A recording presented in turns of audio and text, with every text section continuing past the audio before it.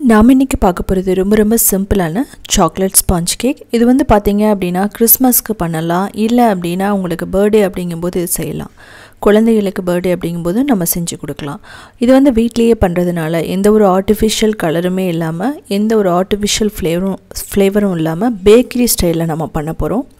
அது மட்டும் இல்லாமல் இப்போ கேக் வந்து நீங்கள் பண்ணுறதுக்கு பிகினர்ஸாக இருந்தீங்க அப்படின்னா இது ரொம்ப பர்ஃபெக்டான ஒரு ரெசிபின்னு சொல்லலாம். நோ ஃபெயில் ரெசிபி, ரொம்ப சுகராக இருக்காது, திகட்டாது, குழந்தைகளுக்கு ரொம்ப பிடிச்சமானதுன்னு சொல்லலாம். ஈவினிங் ஸ்கூல் விட்டு வரும்போது நீங்கள் செஞ்சு கொடுத்தீங்க அப்படின்னா ரொம்ப பர்ஃபெக்டாக இருக்கும். ஸோ வெயிட் லாஸ் போகும்போது கூட நீங்கள் சாப்பிட்லாம். ஏன்னா இதில் வந்து பட்டர் எல்லாம் ரொம்ப கிடையாது. அதனால் உங்களுக்கு பார்த்தா தெரியும் எந்த அளவுக்கு அந்த ஸ்பாஞ்சினஸ் இருக்குன்னு சொல்லிட்டு. இதுக்கு சிம்பிளான ஃப்ராஸ்டிங் தான் பண்ண போகிறோம். இதுக்கு முதல்ல 2 எக் எடுத்துக்கலாம். எடுத்துகிட்டு ஒரு 2 நிமிஷம் நல்லா பீட் பண்ணுங்கள். கொஞ்சம் நுர வந்தால் போதும். கொஞ்சம் வெனிலா எசன்ஸ் போட்டுக்கலாம். இது வந்து எதுக்காக அப்படின்னா அந்த எக்கோட ஸ்மெல் வந்து இருக்கக்கூடாது. அதுக்காக இதை வந்து நம்ம கண்டிப்பாக ஆட் பண்ணியே ஆகணும். இதுக்கப்புறம் 1/2 கப் பவுடர் சுகர் போடலாம். நீங்கள் ஒரே தடவையாகவும் போட்டுடலாம், இல்லை 2-3 தடவை நீங்கள் தனித்தனியாகவும் போடலாம். ஸோ நல்லா பீட் பண்ணுங்கள். ஒரு நல்லா பேல் எல்லோ கலர் வரும், நல்லா க்ரீமியாக இருக்கும். இதனோட கலர் மாறி நல்லா ஷைனிங்காகவும் ஃப்ளஃபியாகவும் வரும். பீட்டர் இருந்துன்னா உங்களுக்கு ஈஸி. இது மாதிரி பண்ணும்போது கொஞ்சம் டைம் எடுக்கும் விஸ்கில் பண்ணும்போது. இப்போது 1/4 கப் சன்ஃப்ளவர் ஆயில் போடுறோம். ஃப்ளேவர் இல்லாத ஆயில் மட்டும்தான் நீங்கள் ஆட் பண்ணணும். ஃப்ளேவர் இருக்கிற கடல் எண்ணெயோ இல்லை தேங்காய் எண்ணெய், நல்லெண்ணெய் இதெல்லாம் எதுவுமே ஆட் பண்ணக்கூடாது. ஈவன் ஆலிவ் ஆயில் கூட நீங்கள் இதில் ஆட் பண்ணிடாதீங்க. சன்ஃப்ளவர் ஆயில் மட்டும் கரெக்டாக இருக்கும். இதையும் நல்லா பீட் பண்ணணும். இதை பீட் பண்ணாமல் விட்டுறாதீங்க. இப்போ மைதா 1 கப் போட்டுக்கலாம். அதுக்கப்புறம் cocoa powder 1/4 cup, baking powder, baking soda, இது ரெண்டுமே வந்து ரொம்ப முக்கியம். சலிச்சுக்கணும். கிட்டத்தட்ட நான் 3 தடவை சலித்து மிக்ஸ் பண்ண போகிறேன். ஒரே தடவை போட்டுட்டிங்க அப்படின்னா அந்த பபிள்ஸ், ஏர் பபிள்ஸ் எல்லாம் அப்படியே வந்து கீழே போயிடும். அப்போ வந்து ஃப்ளாட் ஆகும். அதுக்காக தான் நம்ம வந்து பண்ணுறோம். கொஞ்சம் மாவு போட்டதுக்கப்புறமா ஜென்டலாக மிக்ஸ் பண்ணுங்கள், கட்டி இல்லாமல். மாவு எல்லாமே மறைஞ்சதுக்கப்புறமா அடுத்தது வந்து நம்ம போட்டு பண்ணணும். இந்த ஸ்டேஜில் இன்னும் கொஞ்சம் சலிச்சு விட்டுக்கலாம். அப்படியும் போடலாம், பட் அப்படி போடும்போது என்னாகும் அப்படின்னா கட்டி இருக்கும். அதுக்காக தான். ஸோ முதல்ல விஸ்கில் ஜென்டலாக மிக்ஸ் பண்ணணும். ஸோ இந்த ஸ்டேஜில் கட்டியாக இருக்கிற மாதிரி இருக்கும். அப்போ என்ன பண்ணணுன்னா நம்ம பால் வந்து ஊற்றிக்கணும். காய்ச்சி ஆற வச்ச பாலோ இல்லை அப்படின்னா வந்து ஃப்ரெஷ்ஷான மில்க் எது வேணாலும் நீங்கள் போட்டுக்கலாம். இது மாதிரி கட்டி எல்லாம் உடச்சி விட்டுட்டு மிக்ஸ் பண்ணுங்கள். நம்ம மிக்ஸ் பண்ணும்போது ஓவராக பீட் பண்ணக்கூடாது. இப்போ நமக்கு வந்து பார்த்தீங்க அப்படின்னா பால் தேவைப்படுது. அதனால பால் கிட்டத்தட்ட ஒரு 1/3 கப்பிலேருந்து 1/2 கப் பால் தேவைப்படும் நமக்கு. 1/3 கப் அப்படிங்கிறது வந்து பார்த்திங்கன்னா ஒன்றும் இல்லை, 80 ml வரும், அவ்வளோதான். இப்போது நம்மளுக்கு மிக்ஸ் பண்ணும்போதே தெரியும் உங்களுக்கு பால் வந்து எக்ஸ்ட்ரா தேவைப்படுமான்னு சொல்லிவிட்டு. மொத்தமாக 1/3 கப் இல்லைனா 1/2 கப் அவ்வளோதான். அதுக்கு மேலே நீங்கள் ஊற்றிடாதீங்க, ரொம்ப ரன்னி ஆகிடும். நான் வந்து ஜென்டலாக அப்படியே லைட்டாக மிக்ஸ் பண்ணுறேன். நீங்கள் கட் அண்ட் ஃபோல்டு மெத்தடில் கூட பண்ணலாம், ஒன்றும் பிரச்சனை இல்லை. நான் விஸ்க்லேயே கட் அண்ட் ஃபோல்டு மெத்தடில் பண்ணுறேன். ஸோ எக்ஸ்ட்ரா இருக்கிறதில் எடுத்து விட்டுக்குங்க. ஸோ உங்களுக்கு பார்த்தா தெரியும் நான் எந்த அளவுக்கு மெதுவாக பண்ணுறேன்னு சொல்லிவிட்டு. இப்போ அந்த கட்டி எல்லாம் உடஞ்சி நமக்கு பர்ஃபெக்டாக ஷைனிங்காக வந்துருச்சு. இதில் நம்ம பட்டரோ இல்லை நெய்யோ எதுவுமே ஊற்ற மாட்டோம். அந்த ஆயிலே வந்து பர்ஃபெக்டாக இருக்கும். ஸோ இது மட்டுமே போதுமானது.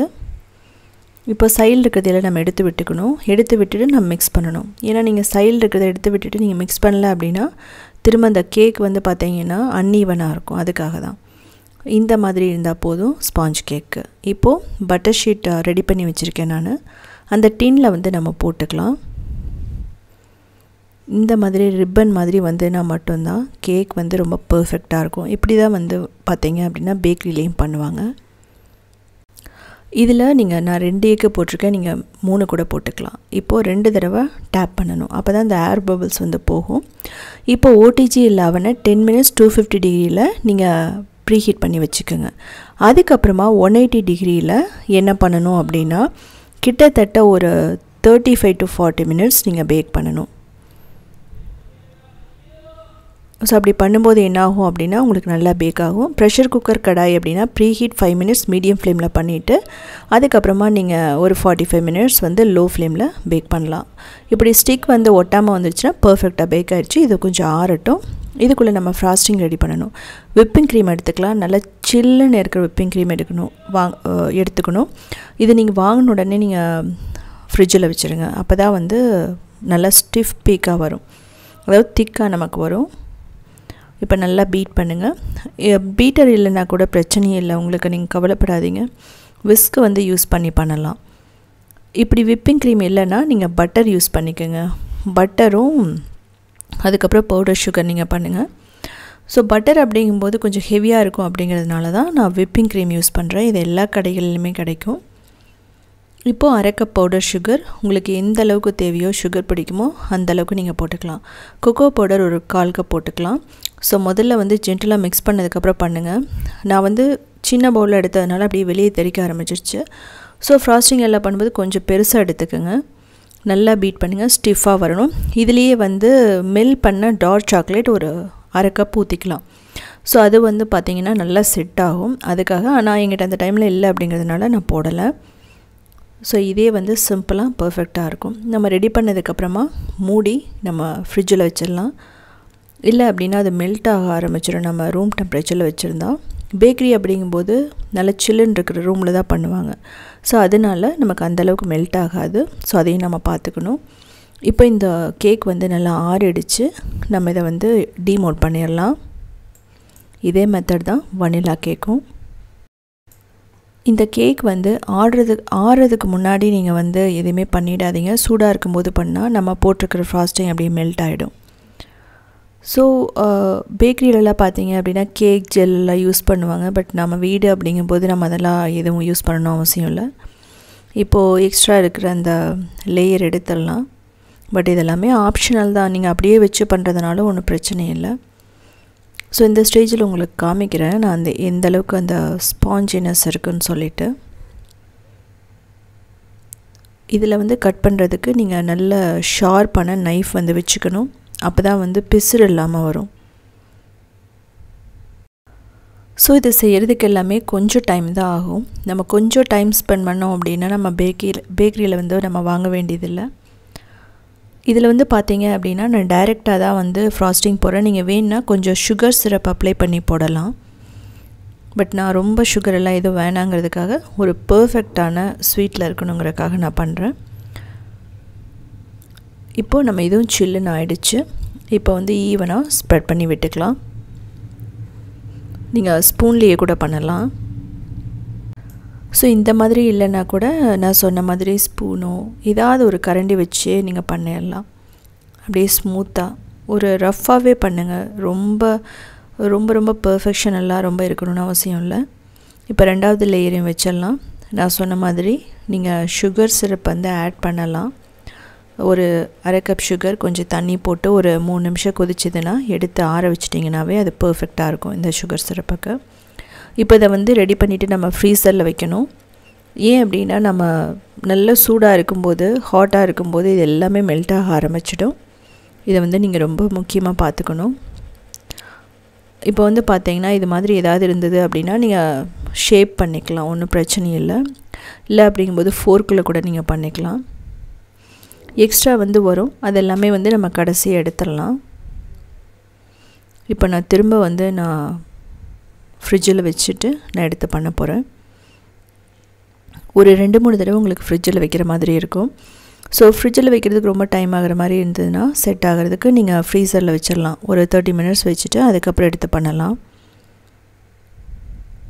ஸோ இது மாதிரி நீங்கள் சிம்பிளான டிசைன் போட்டிருக்கேன்.